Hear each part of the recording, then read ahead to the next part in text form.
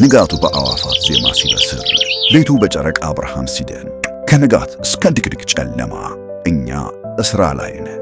የሥራችን መዳረሻ ግቡም እርሰው በጊዜ ወደ ቤቶ እንዲገቡ ነው። የፋሲካን በዓል ምክንያት በማድረግ በመኖሪያ ቤቶቻችን ላይ ታላቅ የበዓል ቅናሽ አድርገን እየጠበቅነዎት ነው። የመሸጫ ዋጋችንም ከዋጋ ግሽበትና ከዶላር ጭማሪ ጋር አብሮ የማይጨምር ቋሚ የሆነ ቁርጥ ዋጋ በመሆኑ በጊዜ ወስኑ። መኖሪያ ቤቶቻችንም ለኑሮ ምቹ በሆኑና ደህንነታቸው በተጠበቀ ሳር ቤት ቫቲካን ኤምባሲ አጠገብ እንዲሁም በቦሌ ቡልቡላ 93 ማዞሪያ የሚገኙ ናቸው። ሁሉም በየፊናቸው ስኬታማ ውሎ ይውላሉ።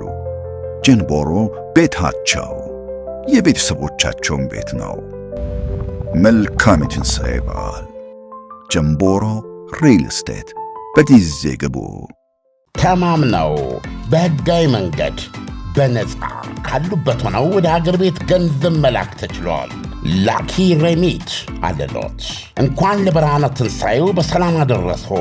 ገንዘብ ወደ ሀገር ቤት ከማንኛውም ስፍራ ከአሜሪካ፣ ካናዳ፣ አውሮፓና ከመካከለኛው ምስራቅ ለሚልኩ ዲያስፖራዎች በሙሉ ላኪ ሬሚት ትልልቅ ምንዛሬዎችንና ዳጎስ ያሉ ጉርሻዎችን ያለምንም ክፍያ በነፃ በሕጋዊ መንገድ መላክ ያስችላል። ላኪ ሬሚት በተጨማሪም ከማስተር ወይም ቪዛ ካርዳችሁ ላይ ወደ ፈለጋችሁት የኢትዮጵያ ባንክ ስትልኩ ገንዘቡ በ2 ሴኮንድ ውስጥ ይደርሳችኋል። 2 ሴኮንድ ብቻ። መተግበሪያው አፕሊኬሽን ከብሔራዊ ባንክ ሙሉ ፍቃድ ያለው በመሆኑ ምንም ሐሳብ ሊገባችሁ አይገባም። ስለዚህ የላኪ ሬሚትን መተግበሪያ ከፕሌይ ስቶር እና አፕ ስቶር ላይ በማውረድ አሁኑኑ በነፃ ላክ። ለአስተማማኝና ፍጥነት ማን እንደ ላኪ ሬሚት። ላኪ ሬሚት አለሎት።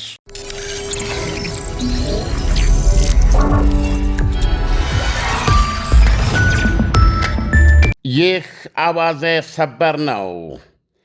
አስቂኝ ነው። ትራምፕ መልእክተኞቻቸውን ስቲቭ ዊትኮፍና ጃሬድ ኩሽነርን ወደ ኢስላማባድ እንዳሄዱ አግጃለሁ ይላሉ በማኅበራዊ ገጻቸው። ባያግዱስ ኖሮ ኢስላማባድ ምን ብለው ሊሄዱ ነበረ?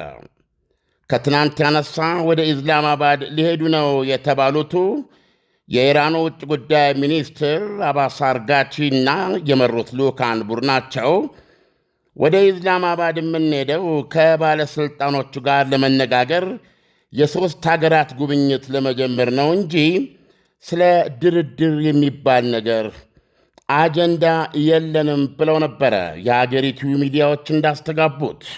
እናም እውነታው ይህ ሆኖ እያለም ዩናይትድ ስቴትስ አሜሪካ ግን ዋናው የሀገሪቱ የሌላ እያሉ አሜሪካ ምክትል ፕሬዚደንት ጄዲ ቫንስ ራሳቸው ቀድመው እንዲዘጋጁ ተነግሯቸውም ነበረ። ኋላ የኢራኑ የልዑካን ቡድን በዋናው ባለሥልጣን አፈ ጉባኤ ቋሊባፍ አለመመራቱ ሲታወቅ ቆይ እስቲ እርሶ የሚቆዩ ክብራችንን አይመጥንም ተብሎ ሁለቱ ኮቴ መናናዎች ዊትኮፍና ኩሽነር ብቻቸውን ይሂዱ ተብለው ተነገራቸው። ከትናንት የጀመረ ነው አድማጮች፣ ብታምኑም ባታምኑ።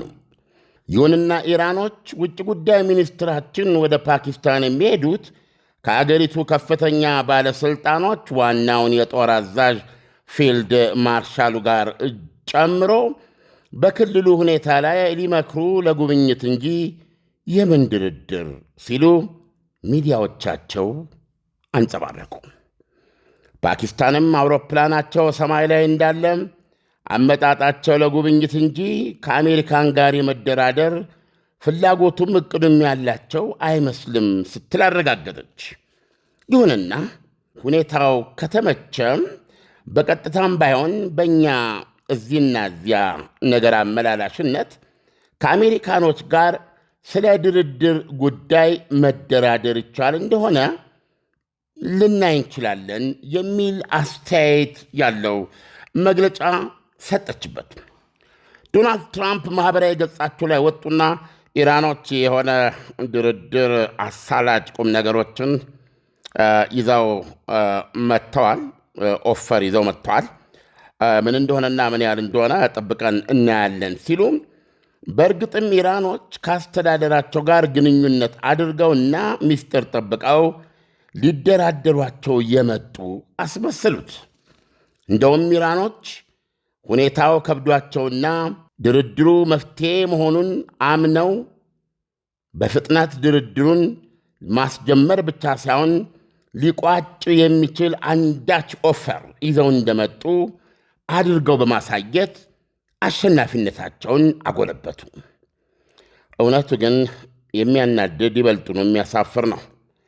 አርጋቺ ከሀገራቸው ሲነሱ እንዳሉት ቃላቸውን ጠብቀው ይህን ዘገባ ስትሰሙ አድማጮች ብታምኑም ባታምኑም ኦማን ገብተዋል። ከኦማን ደግሞ ወደ ራሽያ ነው የሚጓዙት። ምንድን ነው ነገሩ? ድርድሩ ወይም ጦርነቱ በማን ይብሳል? ወገን ግራ ገባል። ይሄኔ ነው መሸሽ አለ ሀበሻ።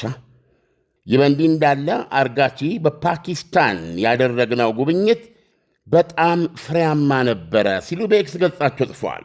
ፓኪስታንም እርሟን በማውጣት የድርድሩን ድንኳን ነቅላለች። ኢስላማባድን የወጠረ ጦሯንም አሳርፍ ብላ አሰናብታለች። አርጋቺ በኤክስ ገጻቸው ሲቀጥሉ ፓኪስታን በክልላችን ሰላም እንዲመለስ የምትጫወተውን አጋፋሪነት በጣም ዋጋ እንሰጠዋለን። ሲቀጥሉም ፓኪስታን በኢራን ላይ የተከፈተውን ጦርነት በቋሚነት ለመቋጨት የሚያስኬድ ወርኬብል ማዕቀፍ በተመለከተ ከኢራን አቋም ጋር የተመሳሰለ አቋም አላት ወይም የኢራንን አቋም ትጋራለች ሲሉ ጽፈዋል። አሜሪካ ስለ ዲፕሎማሲ የእውነቷንም የምሯን መሆኑን ገና ማሳየት ወይም ማየት አለብን ብለዋል ውጭ ጉዳይ ሚኒስትሩ። ይሄ እንግዲህ በእውነት እንዲህ አይነት ነገሮች እኔ እንጃ በጋዜጠኛነት ህይወቴ እንዲህ አይነት ነገር እኔ አላጋጠመኝ። ዓለም በእርግጥም በዓለም የመጀመሪያዋ ሀገር የምትባለዋ በዓለም ዲሞክራቲክ ሀገር የምትባለዋ አሜሪካ እንደዚህ አይነት እሰጥ አገባ ውስጥ ትገባለች ብሎ መገመት እጅግ በጣም አስቸጋሪ ነው። ኢራንም በምን ደረጃ በራሷ ብትተማመን ነው ለተለያየ አይነት ጉዳይ ነው ወደዛ ሄድ ነው እንጂ ለድርድር አይደለም የሚለው ለአሜሪካ ማንም ሰው አይኑን ገልጦ መናገር የሚችለው ነገር ለ6 ሳምንት የመረረ ጦርነት ተካሂዷል። የጦርነቱ ዓላማ 3 ጉዳዮች አሉኝ፣ እነዚህን ጉዳዮች በዲፕሎማሲያዊ መንገድ ስላልፈጸማችሁ በጦር ሜዳ ጨርሰዋለሁ የሚል ነው። ይሄ ምንም የሚዋሽበት አለ። ስለዚህ በቀጥታ የሚናገሩት፣ በገደምዳሜ የሚናገሩት፣ በፍንጭ ደረጃ የሚናገሩት የዚህ ጦርነት ዓላማ 47 ዓመት ያገነገነውን የኢራን እስላማዊ አብዮት መጣል ነው እና ይሄ እንዲሆንም የመጀመሪያው ጥቃት አሊ ካሜኒን ከመግደል ጀምሮ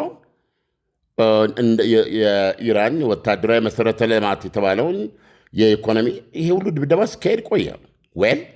በዛ ጦርነት ጊዜ ውስጥ ሁሉ ኢራን መልሳ ትዋጋ ነበር። ያ አይካድም። የሰላጠው ሀገሮች የደረሰባቸውን ጉዳት እስኪነግሩን ካልሆነ በስተቀረ ባጭሩ የኢኮኖሚ ልማት እቅዳቸው በማያጠራጥር ሁኔታ እንደገና ወደ ፕላን ቢሮ ተመልሶ የሚነደፍ ነው እንጂ ምናልባት በ5 ዓመት ወደኋላ ተጎትቶ ሊሆን ይችላል። የነዳጅ ዘይት፣ የተፈጥሮ ጋዝ መሠረተ ልማታቸው ተደቁሷል። ሌሎች የሲቪል ተቋሞች ተመትተዋል። የጦር ሰፈሮቻቸው ተመትተዋል። የአሜሪካ ዋቴቨር አውሮፕላን እዛው ሳውዲ አረቢያ ውስጥ እያለ ተመትተዋል። የተባበሩት አረብ ኤሚሬት ከማንም በላይ ተቀጥቅጣለች። ቤዚካሊ እነዚህን የሰላጤ ሀገሮች የሰላም መናኸሪያ፣ የእድገትና የኢኮኖሚ የብልጽግና መናኸሪያ የእድገት መናኸሪያ ያደረጋቸው ትልቁ ምሰሶ አንደኛ ሰላማቸው፣ ሁለተኛ በሰላማቸውና በሀብታምነታቸው የተነሳ ከነዳጅ ኢኮኖሚ ውጪ ሀገራቱን ለሚቀጥሉት 50ና 100 ዓመታት ያራምዳሉ ብለው ያሰቡትን የዘረጉትን የቢዝነስ ይሄ ምንድን ዳይቨርሲፋይ የማድረግ አስገምጋሚ ጥረታቸው ላይ ከደብረ ብርሃን የተቀዳ ቀዝቃዛዋን የችለሰችበት ኢራን በርካታ ካፒታሊስቶች ደንብረው እየወጡ ነው። ካፒታላቸውን ይዘው ማለት ነው፣ ወረታቸውን ይዘው ነው የሚወጡት። የውጭ ሀገሮች ስደት አለ። በተለይ በተባበሩት አረብ ኤሚሬት ሳውዲ አረቢያን ብትሆን አጣብቂኝ ውስጥ ናት። ወላ ባህሬን ብትል ወላ ከኦማን እነዚህ አካባቢዎች ኩዌትን ጨምረ። ስለዚህ ደጋግመን ተናግረናል። የአየር ትራንስፖርቱ፣ ቱሪዝሙ በየቀኑ $1 ቢሊዮን በላይ ነበር የሚያጡት። በጣም የሚያሳዝን ትልቁ ትራጀዲ ራሱ እንደ ህንድና ፊሊፒንስ የመሳሰሉ ሀገሮች ትልቁ ሬሚታንስ ከዚህ አካባቢ የሚሄድላቸው ነበረ በቢሊዮን ዶላሮች የሚቆጠር በብዙ ቢሊዮን ዶላሮች የሚቆጠር። አሁን እነዛ ለሀገራቸው ዋልታና ካስማ የነበሩ ሰራተኞች ስራ ፈተው ነው ያሉት አሁን። ስለዚህ በጣም ጨለማ አፋፍ ላይ ነው ያሉት አይደል? ይሄ በዚህ ያለ ነው። ምንድነው ያ የ6 ሳምንታት ውጊያ ሲግኒፊካንሱ ምንድነው ብለህ ስጠይቅ ወይ ይኸው ነው። ስለዚህ አሁን ዶናልድ ትራምፕ እየነገሩን ያሉት የኢራንን ወደቦች በመዝጋት በየቀኑ ያገኙት የነበሩትን $500 ሚሊዮን ነስተናቸዋል። ፋይናንሺያሊ ደማቸው እየፈሰሰ ነው ያሉት። ሌሎች ዘገባዎች ደግሞ እስካሁን የሸጧቸው ገንዘቡ ራሱ ተጠቃሎ እጃቸው ላይ ሊገባ የሚችለው በ2 ወር ጊዜ ውስጥ ነው። ስለዚህ ወደ ብዙ ቢሊዮን $6-7 ቢሊዮን አላቸው በፊት ከላኩት። ስለዚህ እሱን ይዘው ማን አይኑ እንደሚሰበር እሺ በቃ ድርድሩ ይመረጣል ብሎ ማን ነው መጀመሪያ ያለበት? ኖት እኛ አይደለንም፣ አሜሪካ ናት። ውጭ ጉዳይ ሚኒስትሩ ያሉትን ሰምታል። እዚህ ላይ በኤክስ ገጻቸው ላይ አሜሪካ ስለ ድርድር የእውነት ወይም የምሯን መሆኑን ገና ማየት አለብን አሉ። ምን ማለት መሰለህ? በጀርባው ሲገለጽ የእኛ ወደቦች ዙሪያ የጣለችውን ከበባ ንቅልቅል አድርጋ ስታነሳ ወይል በቃላችን መሰረት ያኔ ለድርድሩ ፍቃደኛ ነውና ፓኪስታንም እንደገና ተዘጋጃለች ለድርድሩ።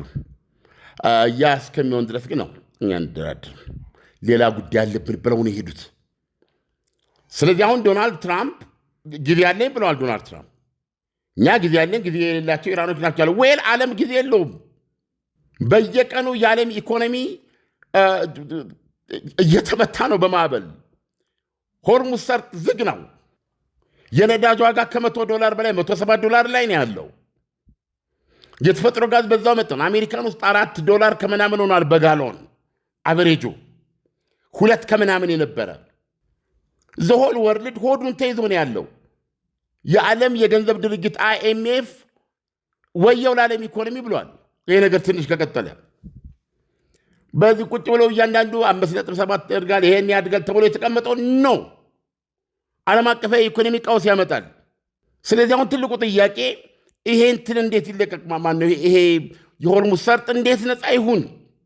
አየህ፣ እና አሜሪካ ጦርነት የገቡበት ዋነኛው ምክንያት እስራኤልና አሜሪካ 3 ጉዳዮች ናቸው። የኒውክሌር ጉዳይ፣ ምንም አይነት የኒውክሌር እንቅስቃሴ ኢራን አይኖራትም ነው የኒውክሌር ማበልጸግ የሚባል ነገር።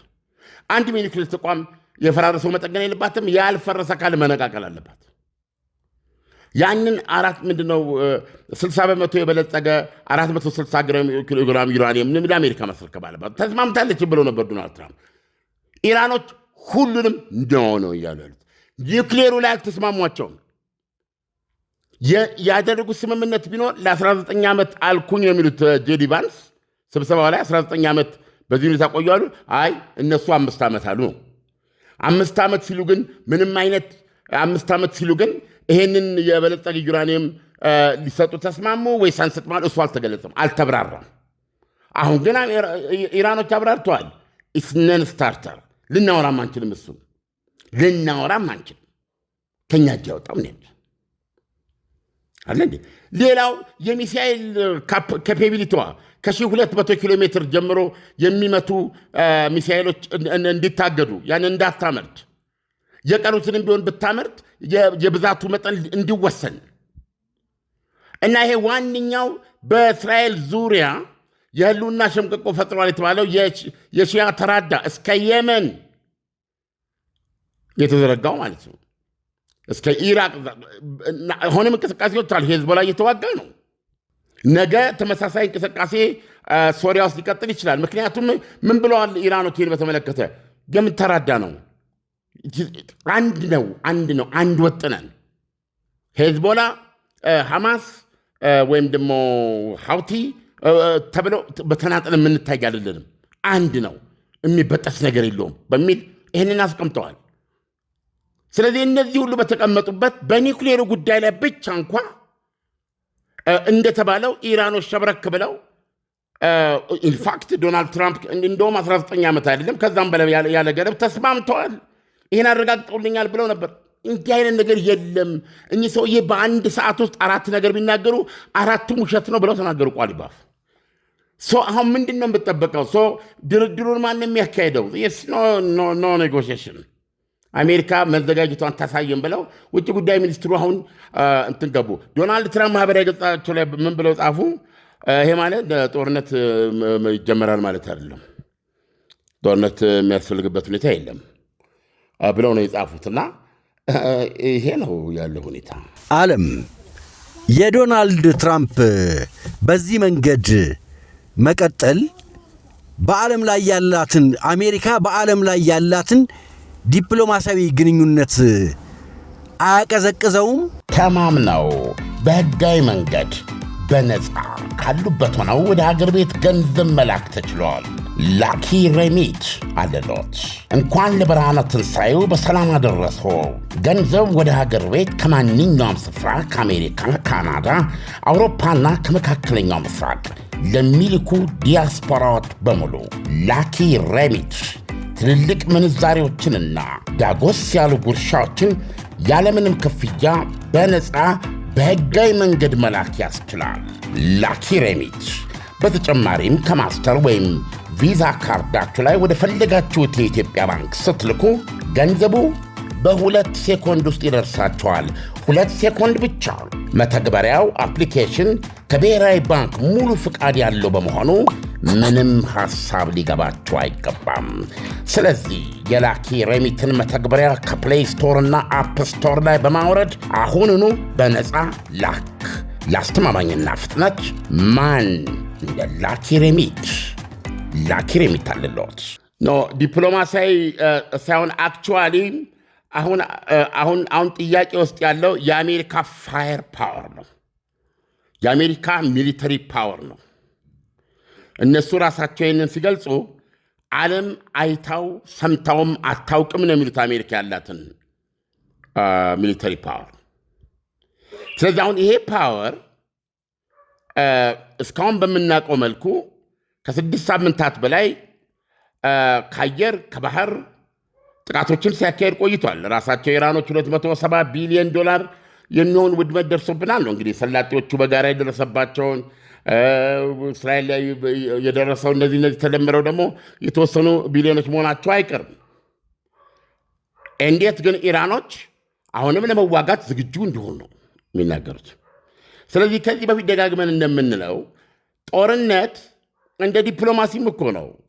በጦርነት መንገድ መሄዱ ሕይወት ይበላል፣ ሀብት ይፈጃል፣ ጉዳት ያደርሳል ተብሎ ነው እንጂ ጦርነትም እኮ ችግሮችን ይፈታል። የናጎርኖ ካራባክ ችግር የተፈታው በአርሜኒያ እና በአዘርባጃን መካከል የነበረ ዓመታት ያስቆጠረ ችግር ነበረ። የይገባኛል ጦርነት ነው። የግዛት የይገባኛል ጦርነት ነበረ። አሁን መጨረሻ ላይ ተጋጠሙ። አርሜኒያ ተሸነፈች፣ ነቃቅላ ወጣች። ፊኒሽ። አሁን የአዘርባጃን ነው ያመሬት ምንም ነገር የለም እዛ፣ ሰላም ነው። ስለዚህ ጦርነትም ይፈታል። አሁን የምንመለከተው ግን ኢራን ብዙዎቻችን እንደምናስበው የምድራችን ሌላ ሀያል ሀገር የዘመተችባትና የመካከለኛው ምስራቅ ሀያል አየር ኃይል የደበደባት አትመስልም። አሁን የምንመለከተው የኩያሞች ፍልሚያ ነው የሆነው። ስለዚህ አሁን ቤዚካሊ ኢራኖች እየጠየቁ ያሉት እኛ አይደለንም እየተሸነፍን ያለ ነው፣ እናንተ ናችሁ እየተሸነፋችሁ ያላችሁ። ስለዚህ እኛ አይደለም አይናችንን የምንሰብረው። ልብ አድርግ፣ ያንን እኛ ዘገባ ላይ አድማጮች ገብተው ይመልከቱ። ኢራን አይኗን ሰበረች ይላል አርዕስታችን። ለምን ውጭ ጉዳይ ሚኒስትር አባስ አርጋቺ ከኢራን ወደ ፓኪስታን እየሄዱ ነው የሚለው ነገር ሲመጣ ሰው ኢሚዲየትሊ የሚመጣል ምንድን ነው? ከበባው የባህር ኃይል ከበባው ካልተነሳ አንደራደርም ሲሉ የነበሩት ኢራኖች የባህር ከበባው ባልተነሳበት ሁኔታ ወደ ኢስላማባድ እየሄዱ ነው። ሰው በሌላ አነጋገር ድርድሩን ሊቀጥሉ ነው። ስለዚህ አይናቸውን ሰበሩ ማለት ነው ብለን ሰራን። የሚገርም ነገር አይናቸውን አልሰበሩም፣ ለድርድር አልሄዱም። ኦማን ናቸው ውጭ ጉዳይ ሚኒስትሩ። ታይም አላት ኢራን ማለት ነው። አየህ። ስለዚህ አሁን ኢራኖች እየፈለጉ ያሉ አሜሪካ ለድርድር ሲሪየስ መሆኗን ታሳይ ማለት ያንን ከበባ ትንቀል፣ በሌላ አነጋገር አይኗን ትስበር እያሉ ነው። እና ይሄንን የሚመለከቱ ኃይሎች አሉ በጣም ብዙ። አየህ፣ ብዙ ሚስት የሆኑ ይሄ ምንድነው የሚባለው በጣም ግምገማዎች አሉ። ለዚህ እኮ ነው ይሄ ጦርነት በገፋ ቁጥር ወደ ግሎባል ወደ ዓለም አቀፋዊ ጦርነት ሊሄድ ይችላል ይባል። አሁን ኦፖርቱኒቲ አለ። ብዙ ሀገሮች አውርደውና ቀደው ይቅርብን ያሉ ወይም ይሄ ነገር የሚቻል አይደለም ሲሉ የነበር ሁሉ በዚህ እኮ እኛ መግባት እንችላለን። ብዙ እኮ ዋጋ መከፋፈል የሚፈልጉ ሀገሮች አሉ እኮ በዛ። ልብ አድርግ፣ በቱርክና በእስራኤል መካከል ያለውን ነገር ልብ አድርግ። ሁለተኛም አውሮፓውያኖች አቋማቸውን ዶናልድ ትራምፕን በለፈለፉ ይጠፉ አይነት ነገር እስኪ ብቻዎትን የሚያመጡትን እናያለን የሚል አቋምን የያዙት። አሁን እኮ በማወቅም እኮ ይሁን ባለማወቅ ይሄ ምዕራቡ የምትለው ክፍል በራሳቸው ላይ ነው እኮ ይሰሩ ያሉት። አሁን ለምሳሌ እንግሊዝና ፈረንሳይ እንደዚህ ሆነው የሆነ ነገር ለማበጀት የሆነ የተለየ ድምፅ የመሆን የሆነ ሪስፔክቲቢሊቲ የሆነ ፓወር አይነት ነገር የሚጫወት በጣም የህፃን ጨዋታ ነው የሚመስለው። በዚህ በኩል ዶናልድ ትራምፕ ያራክሷቸዋል። ይሄ ራሱ የምዕራቡ ዓለም እስካሁን ድረስ ከሁለተኛ ዓለም ጦርነት ጀምሮ ዓለምን በብቸኛነት የገዛ የምዕራቡ ዓለም ኢንፍሉዌንስ በአሁኑ ሰዓት ከፍተኛ ጥቃት እየደረሰበት ያለው በራሳቸው በምዕራባውያን ሆኗል። ተሰንጥቀዋል። አየህ፣ ግልጽ በሆነ መንገድ ደግሞ ከኢራን በስተጀርባ ራሽያና ቻይና አሉ። ምንድን ነው እንደዚህ የምናያቸው የኢራን መሪዎች አሁንም ሞት የሚመጣ ከሆነ እንደ ቀደምቶቻችን ያንን ሞት ለመቀበል ዝግጁ ነን፣ እንደ ስርዓት ግን አንፈርስም፣ ሳንጥል አንወድቅም የሚል መልእክት ነው እያስተላለፉ ያሉትና ሁሉም ያያል። ቻይናም ታያለች። ሁሉም ኃይል ያያል። የአሜሪካ እያንዳንዱ ሚሊተሪያል 2 የጦር መርከቦች አውሮፕላን ተሸካሚዎች ያሉበት ነው። በርካታ ዲስትሮየርስ ያሉበት ነው። በርካታ የጦር ጀቶች፣ ጥያራዎች፣ ራዳር አምላጮች ይህንን ምድር ምንድነው ሰንጥቆ ቢ52 ብቻ ነው በዚህ ውጊያ ተሳትፈው እና ከዚህ ሁሉ በኋላ ኢራኖች አሁንም ለመዋጋት ዝግጁ ናት፣ ወይም ቂም አላላቸውም ማለት ነው ውጊያው። ስለዚህ አዎ የተለያዩ ኃይሎች ይህን ነገር ያሉ ይመዝናሉ፣ ያሰላሰላሉ፣ ያቅዳሉ። ትክክል ነው። ዓለም አሁን ለምሳሌ አውሮፓን እንውሰድ። በእርግጥም ሆርሙዝ 20 በመቶ የሚሆነው የነዳጅ አቅም በሆርሙዝ መተላለፊያ ነው የሚያልፈው። ይሄ ማለት ደግሞ በቀጥታ አውሮፓውያኖችንም ይመለከታል ማለት ነው።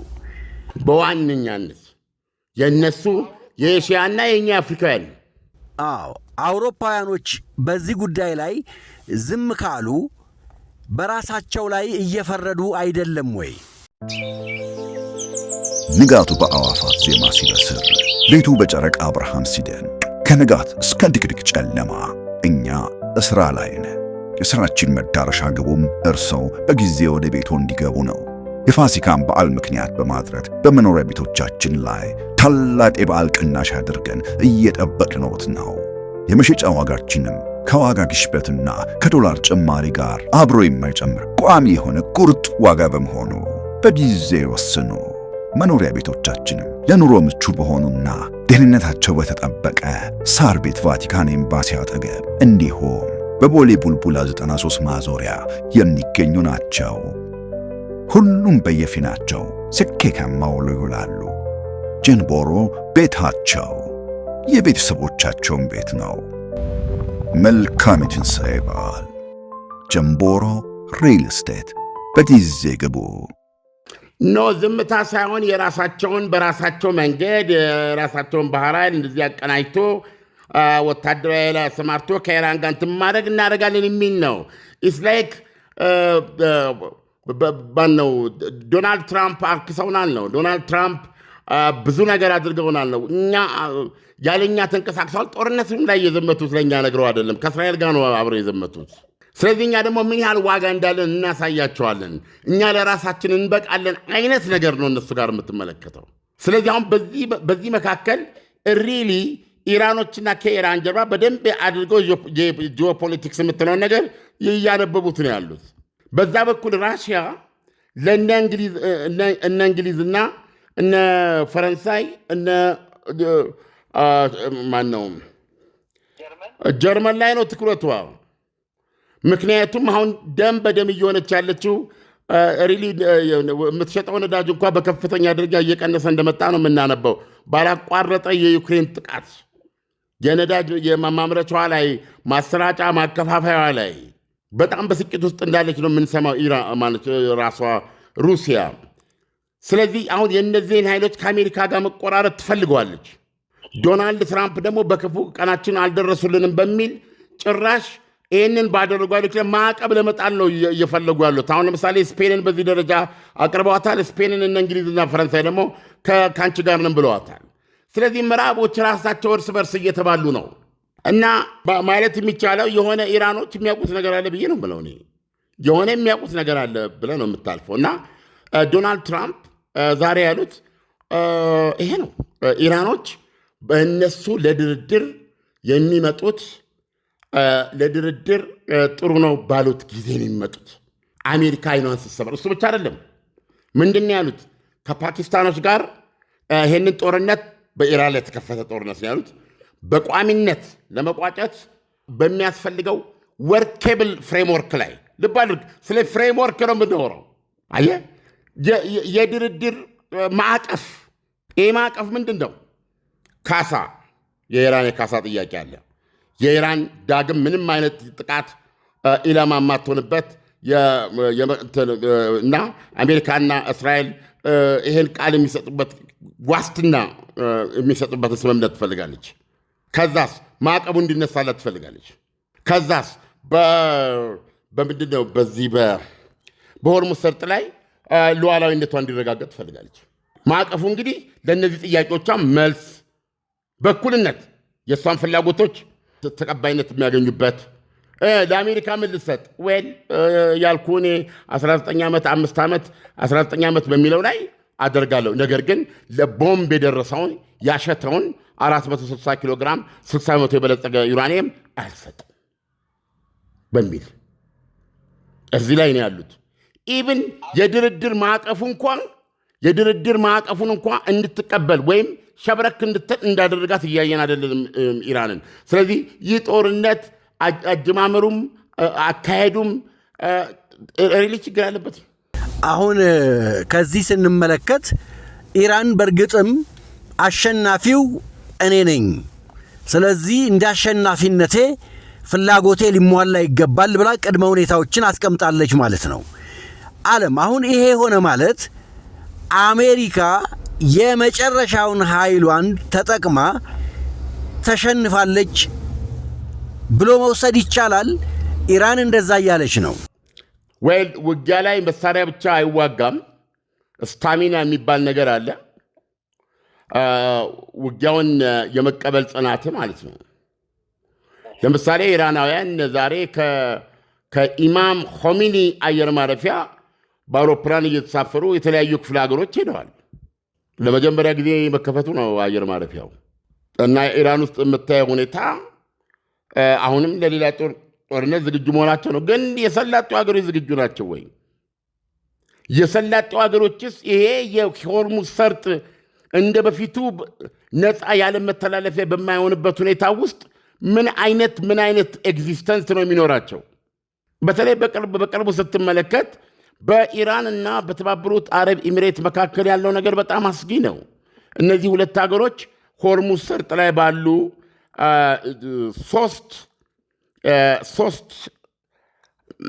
ሶስት ደሴቶች ላይ የይገባኛል ጥያቄ ያላቸው ናቸው። የእንግሊዝ የቅኝ ግዛት ውጤት ነው እና የተባበሩት አረብ ኤሚሬቶች ጥያቄዎች አሏት። ኢራን ነች በቁጥጥር ስር አድርጋቸው ያሉት ትልቁ ቱንብ እና ትንሹ ቱንብ የሚባሉ እና አንደኛው ደግሞ ነበር ስሙ ጠፋኝ። ሶስት ደሴቶች አሉ። ስለዚህ የይገባኛል ጥያቄ ጉዳይ ክርክር አለባቸው።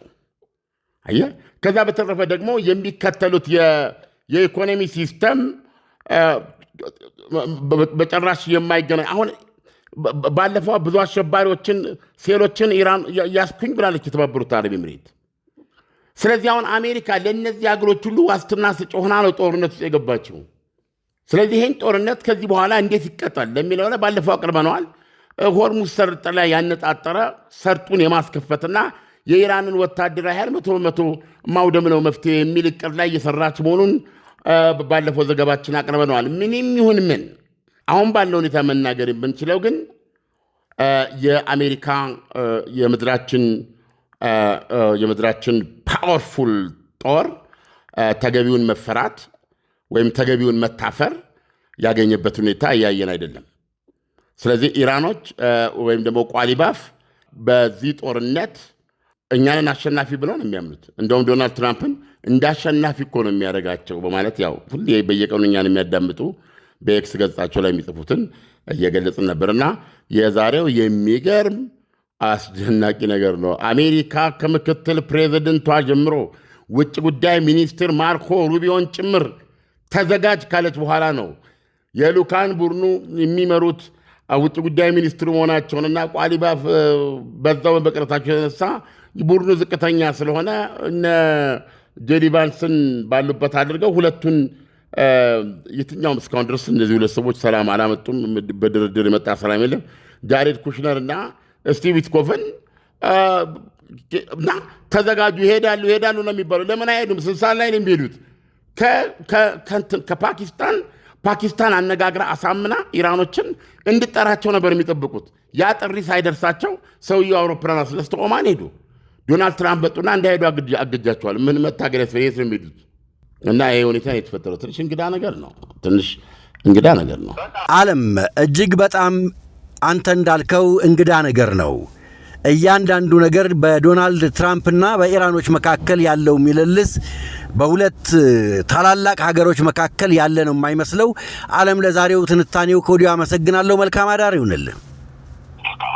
ተማምነው በሕጋዊ መንገድ በነፃ ካሉበት ሆነው ወደ ሀገር ቤት ገንዘብ መላክ ተችሏል።